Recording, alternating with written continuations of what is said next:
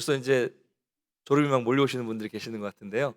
한번 반갑게 한번 인사할까요? 새해 주님 복 많이 받으세요.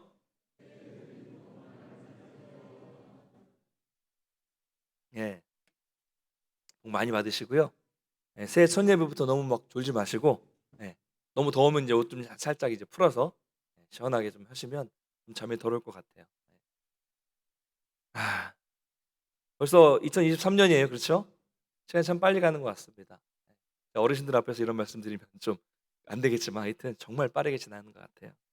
제가 인제 안동에 온 지도 인제 3 년이 좀 지나서 이제 산을 향해 가고 있는데요. 안동에 살면서 가장 좋은 것이 있다면 뭐 여러 가지가 있겠지만 제일 좋은 것 중에 하나는 동해 바다가 가깝다는 것입니다. 그래서 뭐 대도시에 살 때와 다르게 과일만 해도 이게 대도시에서 먹던 과일과는 달라요. 아주 신선하고 당도도 높고 좋은 과일들이 철마다 어떻게 그렇게 많은지 모르겠어요. 좋습니다. 그것도 좋고 또 공기가 좋은 거, 미세먼지, 초미세먼지 많지 않다는 거. 또 조금만 나가면 다 자연이 있다는 거. 너무 좋아요. 근데 다 좋지만 그중에 제일 좋은 건 뭐냐면 바다를 좋아하는 저로서는 1 시간이면 1 시간만 가면 동해 바다 그것도 동해로 나갈 수 있다는 것이 정말 행복한 일입니다. 서울에 있을 때는 서해가 가까웠죠. 서해를 가도 1 시간 반 이상을 가야 되는데 대부분 막혀요. 너무 거기 가면 막 짜증부터 올라와요. 가려고 생각만 해도. 그리고 인제 동해를 가려면 최소 3 시간 이상을 가야 했기 때문에 이게 마음 먹고 가지 않으면은 가기가 어려운 거였습니다. 오죽하면 제가 인제 휴가를 가도 바다 가까운 데로 왔는데도 휴가도 바다로만 갑니다. 바다 근처로만 가요. 휴가를 가서 숙소를 이동해도 다 바닷가만 갑니다. 바닷가 숙소만 가고요. 그리고 인제 제가 지금 구독하고 있는 유튜브 아시죠? 영상 보는 유튜브 채널도 뭐냐면 여러 개가 있는데 그중에 인제 바다에서 막 고기를 잡는 그런 채널 막 보고 있어요. 막 이제 그 현지에 강원도 현지에서 이제 그런 분들이 배 타고 가서 낚시를 하거나 뭐 잡는 이런 것들을 보기도 하고요. 또 인제 제철 횟감 고르는 그 채널이 있거든요. 이런 거 보는 막 이런 거 보고 있어요. 뭐 이 정도면 좀 심각하죠? 그래서 이 가면 이제 푸른 하늘과 이 맞닿아 있는 그 바다를 보면 가슴이 뻥 뚫리고 뭐 스트레스가 다 풀리고 그 바닷가 이 시장에 가서 회 한 점 먹고 들어오면 이게 얼마나 좋은지 모릅니다. 그래서 너무 좋아요. 좋습니다. 바다는 정말로 우리에게 많은 혜택을 주는데요. 그러나 그런 좋은 바다도 우리에게 혜택만 주는 것은 아닙니다. 태풍이 불 때는 정말 바다가 무섭습니다. 근처만 가는 것도 무서운데요. 제가 태풍이 막 지나간 어쩔 수 없이 섬에서 나와야 돼서 태풍이 막 지나간 그 뒷바람을 맞으면서 그 일렁거리는 파도를 뚫고 배를 타고 섬을 나온 적이 있었는데요.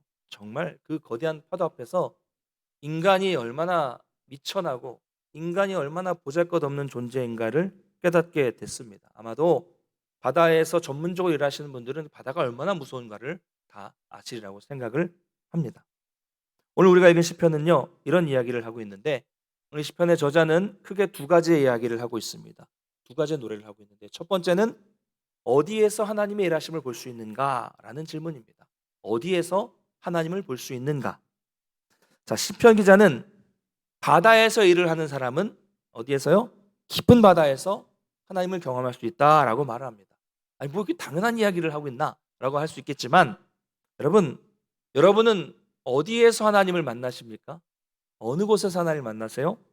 저도 매년 이 하나의 사역을 마무리하고 또 새해를 준비하기 위해서 정책 당회를 하기 전에 기도 시간을 정해 놓고 조용히 기도원에 들어가서 기도합니다. 이처럼 조용한 기도원에 간다거나 특별한 집회를 가는 경우가 있어요. 이런 것도 분명히 필요합니다. 평소와 다른 뭐 특별한 곳에서, 특별한 장소에서, 특별한 집회를 통해서 특별하게 하나님을 만나는 것도 분명히 필요한 것입니다. 그러나 문제는 꼭 그런 특별한 곳에 가야만 하나님을 만날 수 있다고 착각하는 것이 문제입니다. 꼭 교회나 기도원에서만 하나님을 만나는 것이 아니에요. 오늘 시편 기자는 바로 이 이야기를 하고 있는 것입니다. 이처럼 바다에서 일하는 사람은 어디 다른 데 가서 하나님을 만나는 것이 아니라 배를 타고 깊은 바다 한가운데에서, 즉 다시 말하자면 이것을 다른 말로 하자면 자신의 삶의 자리에서, 자기의 일상의 삶 속에서 하나님을 만난다라고 이렇게 노래하고 있습니다. 여러분, 우리가 이것을 늘 잊어서는 안 됩니다. 저는요, 어디서 하나님을 만납니까? 기도원에서도 만나지만 저는 목회 현장에서, 카페를 운영하시는 분은 그 카페 현장에서, 음식점을 운영하시는 분은 그 음식점의 현장에서, 또 건축을 하는 사람은 그 건축을 하는 그 현장에서, 선생님과 학생은 공부하고 가르치는 그 학교의 현장에서, 직장인은 직장 생활하는 그 현장에서, 또 가정에서 가사 일을 하시는 분은 그 집안일 속에서 하나님을 경험하게 된다는 겁니다. 이 아주 중요한 일상의 영성을 우리는 잊지 말아야 합니다. 여러분의 삶이 매일 진행되는 그 현장이 바로 그 자리가 하나님을 만나는 자리다라고 이야기를 하고 있는 거예요. 우리는 거기서 하나님의 일하심을 목격하고 거기에서 하나님의 놀라운 기적을 경험할 수 있어야 됩니다. 하나님은 여러분이 현장에 있는 그 자리에서 우리를 만나 주신다는 것을 여러분 믿으시기 바랍니다. 삶의 현장에서. 그런데 문제는 우리가 그 삶의 자리에서 하나님 말씀에 귀를 기울이지 않는 데 있습니다. 그 삶의 현장에서 우리가 하나님의 말씀을 그렇게 깊이 기울이지 않는다는 거예요. 왜 그럴까요? 그 이유는 교회는 교회, 집은 집, 직장은 직장, 학교는 학교, 이렇게 마치 따로국밥인 것처럼 따로 생각하기 때문에 그렇다는 겁니다. 사실 교회나 집이나 직장이나 학교가 다 이렇게 연결되어 있는 것인데 우리는 교회 안에서만 하나님을 만나고 교회 밖에서는 그럴 마음이 없다는 거예요. 우리가 그럴 마음이 없다는 겁니다. 하나님은 교회에서 예배를 통해서 말씀을 통해서 기도 가운데 우리를 만나 주시는 것처럼 여러분의 삶의 자리에서도 여러분을 지금도 기다리고 계십니다.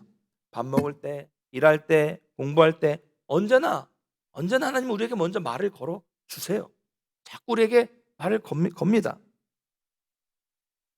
그런데 우리가 그곳에 있을 때는, 일상에 있을 때는 하나님 없이 살기로 했기 때문에, 하나님 없이 살기 때문에 하나님을 일상에서 만나지 못하게 된다는 거예요. 예를 들면 만약 여러분이 회사원이시라면 회사에서 만나는 동료라든가 상사라든가 또 업무 때문에 만나는 모든 사람들과의 그 관계 속에서 내가 그리스도인이다, 하나님의 자녀라는 사람으로서 어떻게 그분들을 대해야 될지를 고민하면서 그분들을 만나야 합니다. 업무를 할 때도 역시요, 억지로 막 어쩔 수 없이 일을 하는 게 아니라 그 일을 해내는 데에만 급급하지 않고 최선을 다해서 일하면서 그 일 속에서 우리가 일하시는 하나님을 경험할 수 있어야 하는 거예요. 가정에서 꼭 집안일을 하신다면 가능하실지 모르겠지만 빨래하면서 하나님의 말씀을 묵상하시고, 설거지하면서 찬양하고, 음식하면서 하나님을 찬양하고, 또 청소하면서 그 집 구석구석 정말 하나님이 거하시는 공간으로 찬양하면서 말씀 묵상하면서 그렇게 만들 수 있어야 된다는 겁니다. 무슨 말이에요? 하나님을 의식하면서, 우리가 일상에서도 늘 하나님을 의식하면서 일을 할 수 있어야 한다는 겁니다. 에이, 이 인간 또 이 양말 뒤집어 놓고 나갔네. 또 에이, 그 인간 정리 하나도 안 하고 나갔네. 이러지 마시고 그렇게 해놓고 나간 인간을 위해서 여러분 기도하시고 일을 하시라는 겁니다. 여러분, 그런 가족 생각하면 기도가 안 되시나요? 모르겠어요. 바로 그것이 하나님이 거하시는 곳이라는 거예요. 저도 똑같습니다. 제가 목양실에 앉아서 설교를 위한 말씀 연구를 막 하면서도 저는 그렇게 하는 거예요. 목사라고 다르지 않습니다. 여러분의 삶의 자리처럼 저는 제 삶의 자리가 교회죠. 교회가 되는 겁니다.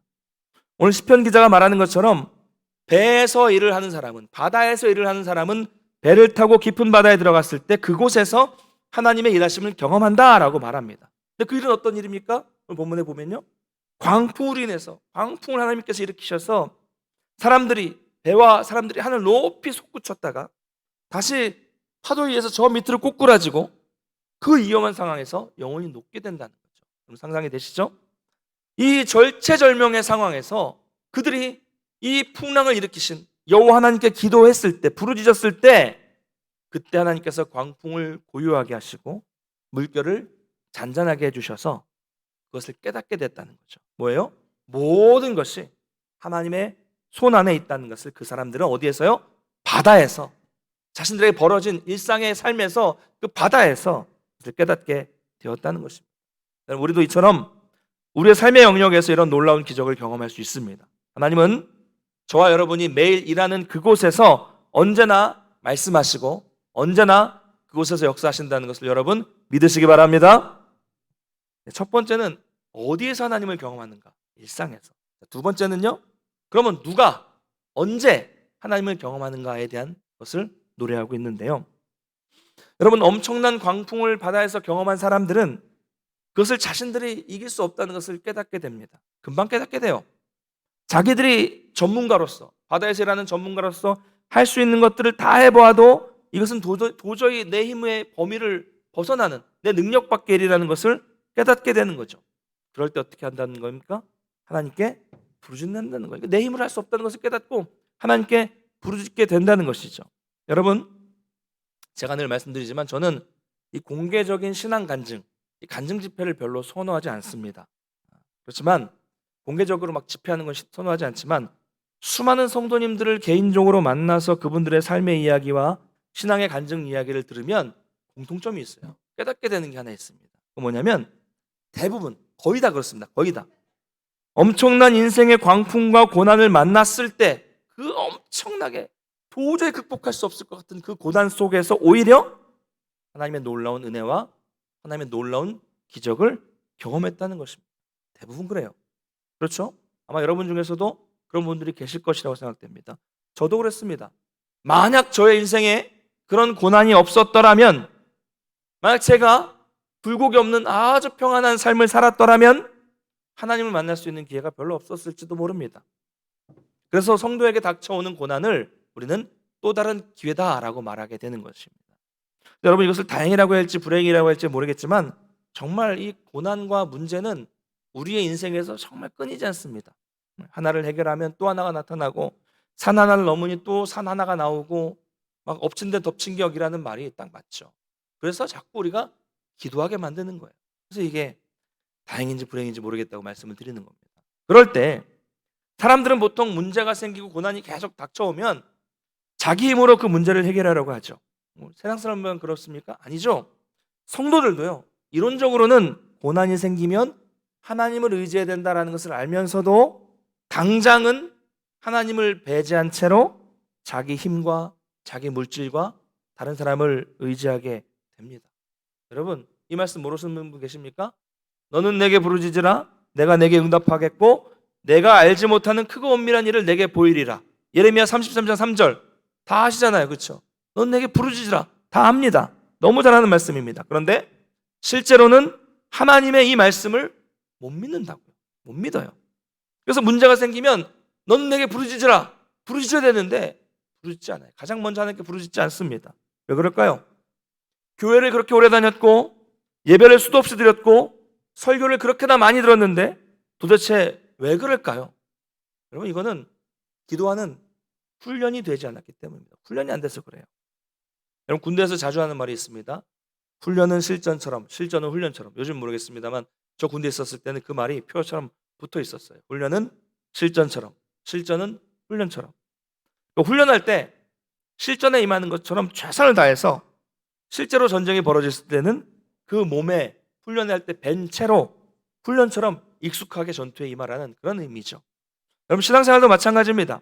우리는 그래서 매일 매 순간 영적인 훈련을 해야 돼요. 익숙해져야 돼요. 기도하는 게 여러분 낯설어지면 안 됩니다. 찬양하는 게, 말씀 묵상하는 게 새롭다 이러면 안 돼요. 매일매일 우리는 훈련처럼 해야 된다는 거죠.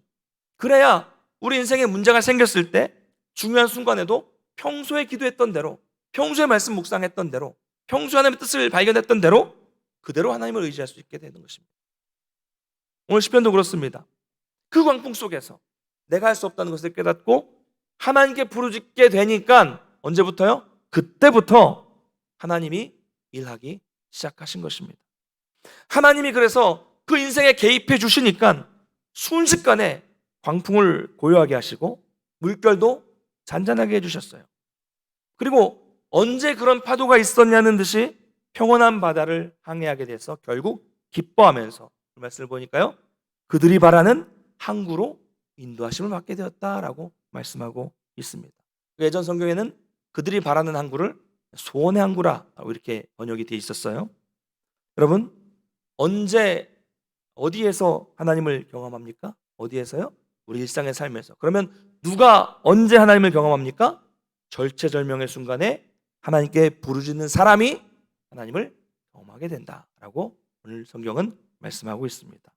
여러분, 여기에 중요한 원리가 있습니다. 여러분, 우리는 인생을 오늘 말씀처럼 항해라고 말하는 경우가 많아요.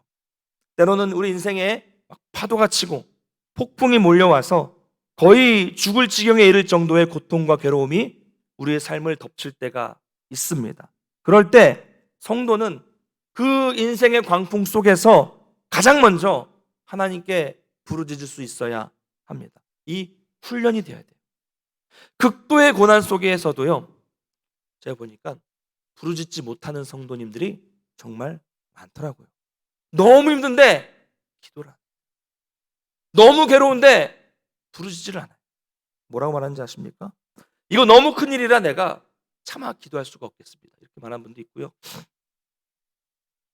너무 커서 이거 엄두도 안 납니다 라고 말씀하시는 분도 있어요. 여러분, 이건 하나님의 능력을 못 믿는 거예요.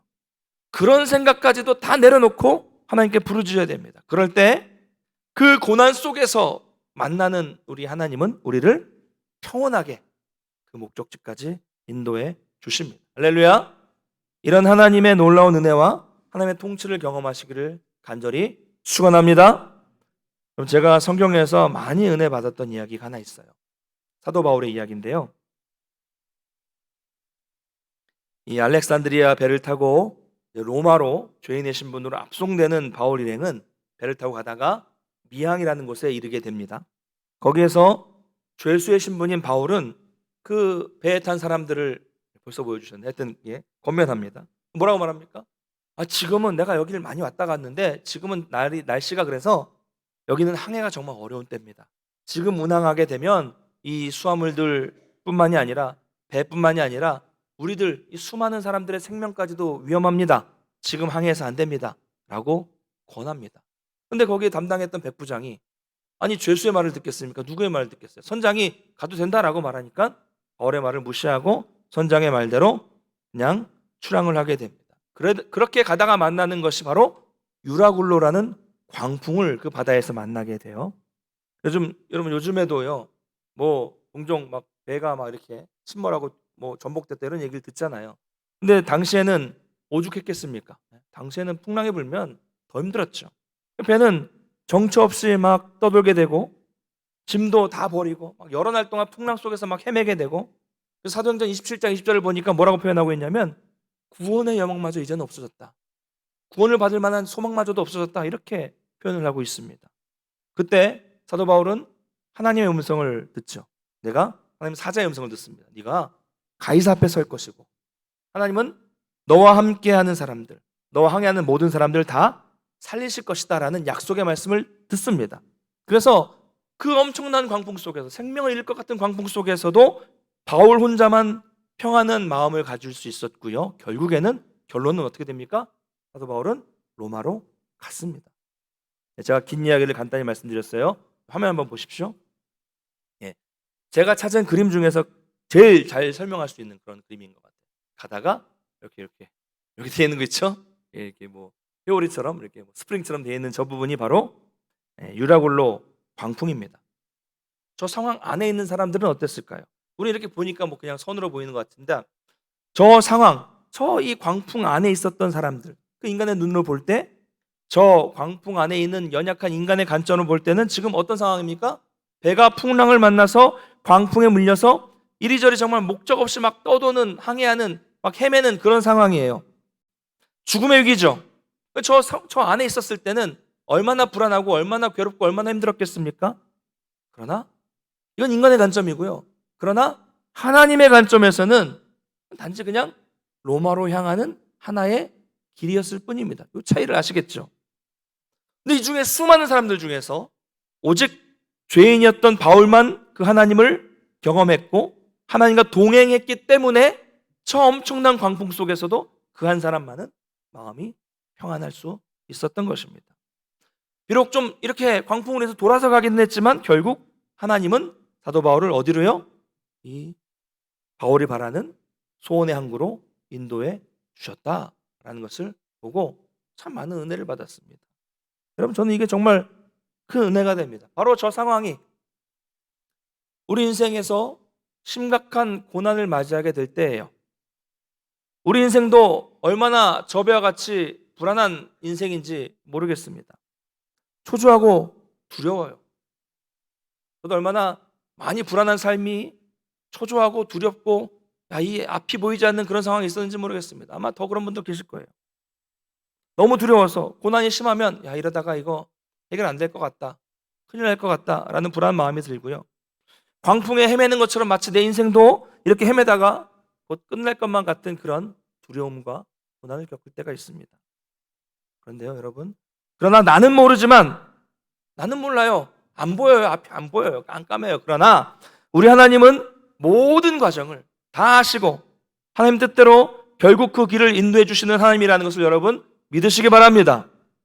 우리가 믿음으로 부르짖을 때 하나님 반드시 여러분을 소원의 항구로 바른 길로 인도해 주실 것을 믿습니다. 여러분 그렇게 되려면요 바울과 같이 돼야 됩니다.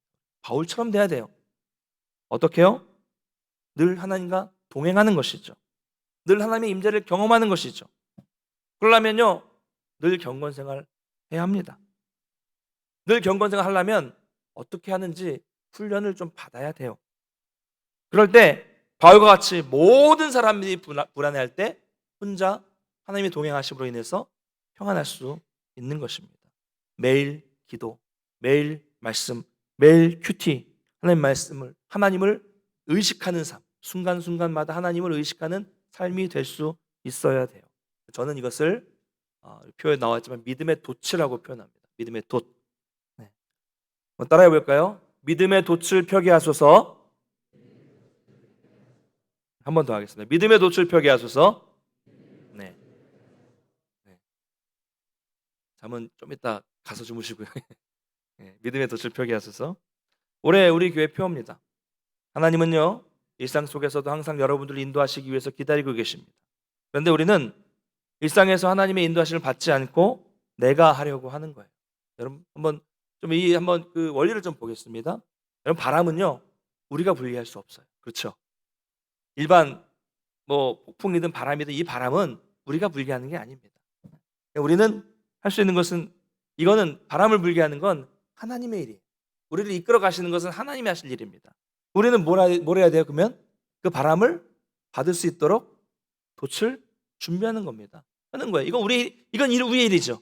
바람이 불게 하는 건 하나님의 일이지만 그 바람이 불었을 때 그 바람을 타고 가는 건 돛을 펴는 건 우리가 할 수 있는 일이라는 겁니다. 그런데 어떻게 준비해서 인도를 받아야 하는 줄을 모르는 경우가 많다는 거죠. 그래서 먼저 우리는 이 돛을 펴는 방법부터 배워야 됩니다. 그게 뭐예요? 아침에 큐티로 시작하고 기도로 시작하면서 하루를 살아갈 하나님의 말씀을 듣고 시작을 하는 거죠. 또 그러면서 틈틈이 성경을 한 장이든 한 절이든 틈틈이 읽고 또 시간이 되면 시간을 내서 또 와서 교회에서 중보 기도도 하고요. 또 교회에서 하는 정기적인 훈련 계속 있어요. 이 훈련도 받으면서 우리 신앙이 계속 자라게 계속 가만히 두면요. 말씀드렸잖아요. 우리 인간이라는 이 인간의 이 특성은 죄에 대한 경향성을 가지고 있어요. 가만히 놔두면 말씀드렸죠? 이 볼펜이 이렇게 아래로 흘러가는 것처럼 우리는 자꾸 죄를 향해서 흘러가게 되어 있는 것이 우리 인간의 성품입니다. 그렇기 때문에 자꾸 그 죄로 가지 않게끔 계속 훈련하는 게 경건 훈련이라는 거예요. 매일 성경 보고 매일 큐티하고 기도하라는 게 죄로 가지 않게끔 자꾸 우리를 붙잡기 위해서 하는 겁니다. 필수예요. 여기서 필수. 바로 이것이 믿음의 돛을 펴는 방법입니다. 그래서 하나님께서 우리를 막 인도하시러 바람이 불어요. 그때 하나님께 모든 것을 다 맡기고 돛을 쫙 펴야 되는 겁니다. 인도하시는 분은 하나님이에요. 우리는 그냥 그 바람에 맡기면 됩니다. 때로는 하나님께 맡겼는데 유라굴로와 같은 광풍을 만나서 그 길이 쉽게 안 보일 수도 있습니다.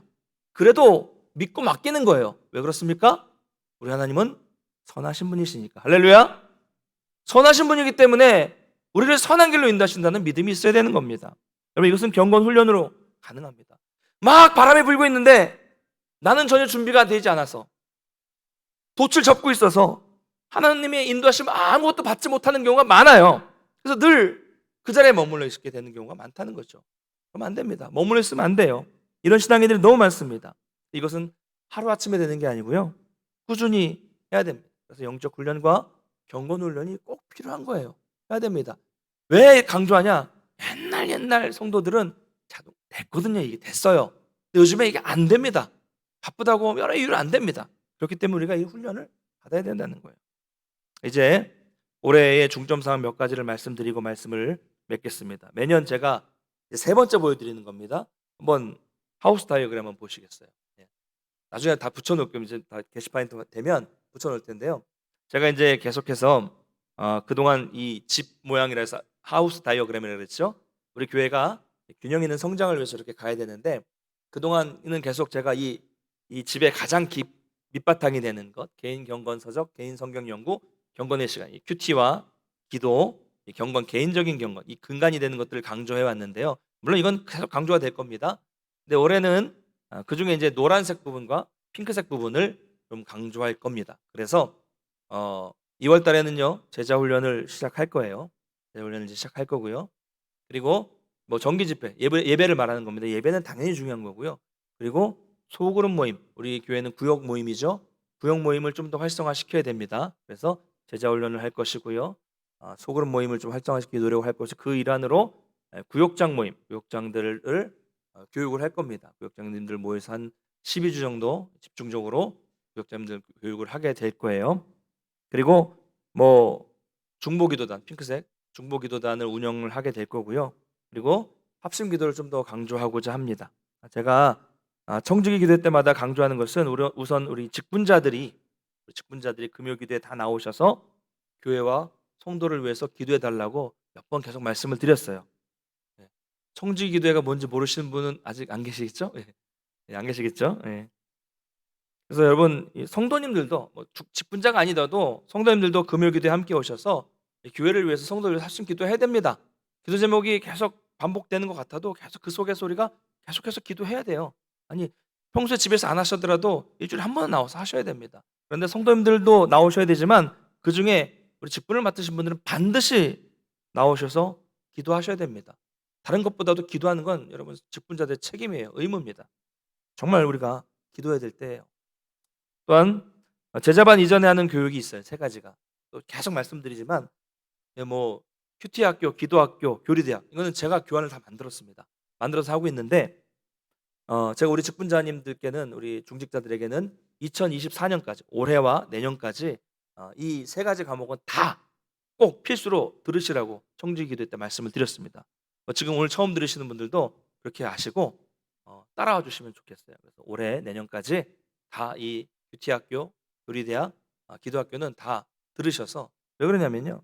우리 성도님들도 마찬가지예요. 제자훈련까지는 뭐 나중에 하시더라도 요 세 가지는 꼭 들으셔서 제가 최대한 쉽게 하려고 노력합니다. 내가 잘 몰라서 막 최대한 쉽게 설명해 드리려고 노력할 테니까 오셔서 제가 강연을 만들어서 하는 건 제가 그만큼 자신도 있고 또 제가 그만큼 하고 싶은 얘기를 다 담았다는 얘기죠. 그래서 여러분 기본적으로 중직자가 아니더라도 담임 목사가 와서 어떤 마인드를 가지고 어떤 생각을 가지고 목회를 하고 있는가 정도는 알고 신앙생활을 해야 되는 거 아닙니까? 그렇죠? 이 교회에서 제가 담임 목회를 하고 있고 여러분들이 우리 교회 성도면 당연히 담임 목회자가 뭘 추구하는지를 알고 해야 되는 거잖아요. 아닌가요? 예배만 드리면 됩니까? 그래서 좀 오셔서 그 세 가지는 정말 기초적인 거니까요. 오셔서 다시 한번 아시는 분도 점검하시면 좋을 것 같고요. 그래서 저와 함께 돛을 펴는 일을 시작하셔야 됩니다. 이게 제가 이렇게 계속 이제 뭐 또 하나 주일 오후 찬양 예배는 올해부터 이제 조금 더 찬양을 약간 더 강조하는 그런 예배가 될 수 있도록 약간의 변화가 있을 거예요. 어쨌든 제가 이렇게 훈련을 강조하는데요. 제자 훈련은요. 어쨌든 여러분들이 따라오실 때까지 끝까지 갈 겁니다. 갈 거예요. 해야 돼요. 할 때까지 하겠습니다. 여러분 보세요. 아니 뭐 그냥 훈련 안 하고 있으면 편하죠, 저도. 그런데 우리가 지금 상태에 머물러 있으면 안 됩니다. 안 돼요. 그래서 제가 이렇게 계속 잔소리처럼 매번 강조하는 이유는요. 그래도 제가 이 안타까움이 있어서 그래요. 어떻게든 좀 들어보면 깨달음이 있을 텐데 좀 같이 좀 하면 조금이라도 변화가 있을 텐데라는 이런 마음. 어떻게든 우리 성도님들의 신앙이 조금이라도 변화되고 좀 바뀌고 싶어하는 그런 마음이 있기 때문에 제가 계속 강조를 하는 겁니다. 그래서 정말 우리가 하나님의 인도하심을 받는 일에 제대로 훈련됐으면 좋겠어요. 그래서 올 한해 탁 바람이 불 때 준비된 돛을 촥 펼쳐서 그 하나님의 이끄시는 대로 그 순풍이죠. 순풍을 받아서 촥 나가고 성장할 수 있는 그런 놀라운 한 해가 되시기를 주님의 이름으로 간절히 축원합니다. 다 같이 자리에서 한번 찬양하고요. 우리 기도하고 예배를 마치도록 하겠습니다.